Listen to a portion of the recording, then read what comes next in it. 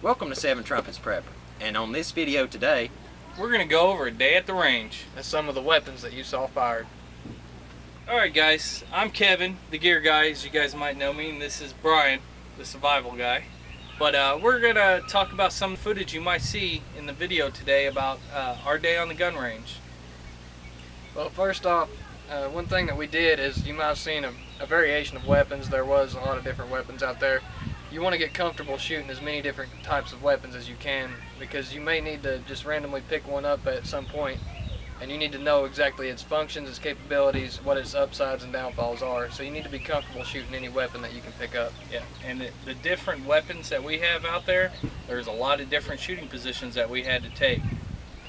You definitely want to work on your shooting positions, because if you only work on a standing position, well, you may have to be at a kneeling at some point, and then you don't have a very good stable platform to shoot from, because every shooting position is based on muscle memory. Yes. So you definitely want to build that up. Memory. You want to sustain that from time to time, because if you don't, you're going to lose that muscle memory, and then when the time comes, you won't be able to utilize that very well.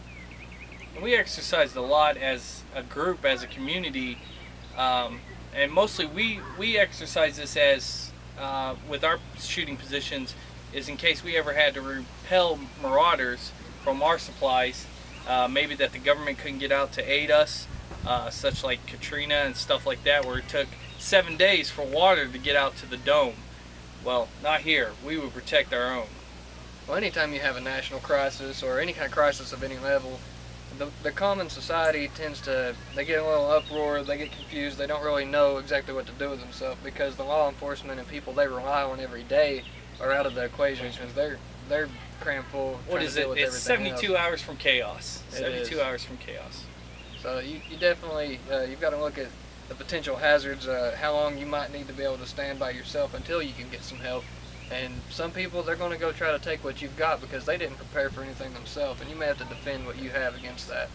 So let's talk about some of the common firearms that we'll see. I know there's a lot of videos of ARs, and then there's also the bad guy, the AK-47. I know both of us, me and you being both Marines and military backgrounds, we're pretty fond of the M16 or AR-15, but I did have my bad guy out there, the AK-47. I mean, both of us being shot at by it. How do you feel about that? I've seen that out there. It's a good weapon for up close use. It's reliable, it's piston driven, and that's what makes the AK-47 a very reliable weapon, is it's a piston driven system as opposed to the AR, which is actually a gas tube. The gas goes down the barrel, it feeds up through a gas tube and runs back through an insert on the bolt, and it knocks the bolt back to the chamber your next round. That's why you gotta keep it clean.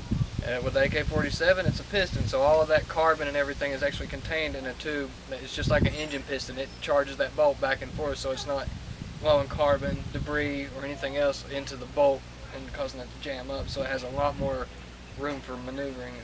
You can have more space, so if you get dirt in there, it's no big deal. Yeah, you can kick that bolt open, slap around in there, it'll probably still fire. Now the AK and the AR-15 are pretty much your most common firearms, especially on the civilian side of the market or among preppers of any kind. So a lot of people do like that AK. The downside of an AK for me is its lack of range for accuracy. Yes. If I'm going to repel marauders, I want to be able to keep them at as far of a distance as I can while still accurately engaging them. And that's where the AR-15 comes into play. And that's why we practice shooting positions with both our short range and our long range. Well, we didn't have one out there. If I had my choice, I'd go with the M14, because it is also piston driven, and it's got the range and the extra power into it.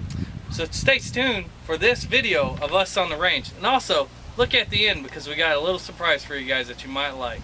So let's go watch it, Brian. Let's do it. How's that? Oh yeah.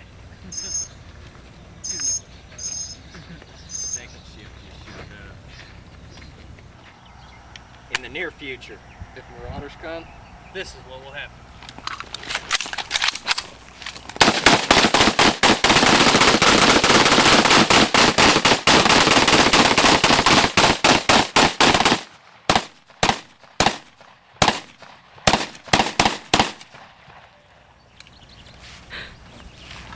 Any questions?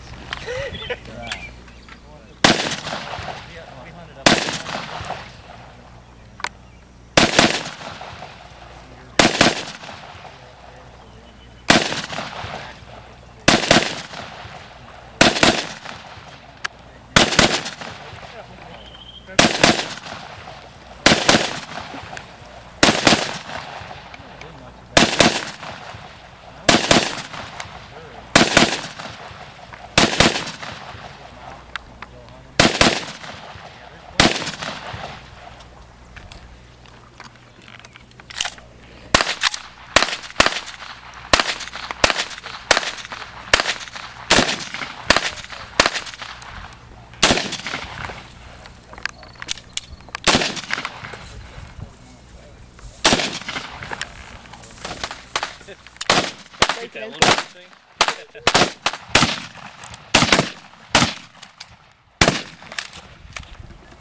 I'll come back over one.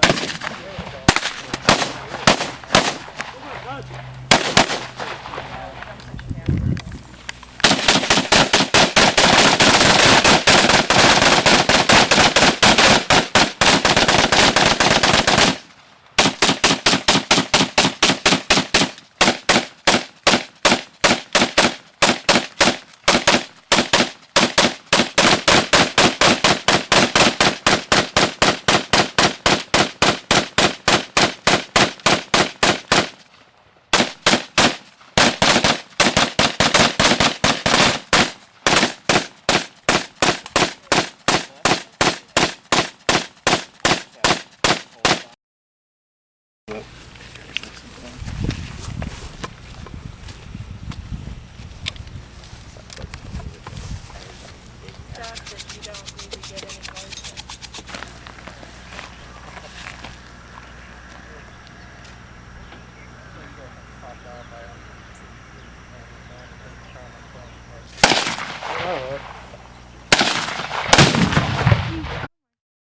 Thanks for joining us for our day at the range. I'm Brian. And going over some of the different techniques of the shooting positions that we used on the range today. I'm Kevin. We hope you've enjoyed this, and I'm Lucas. And until we see you again, have a most blessed day in Yahushua name.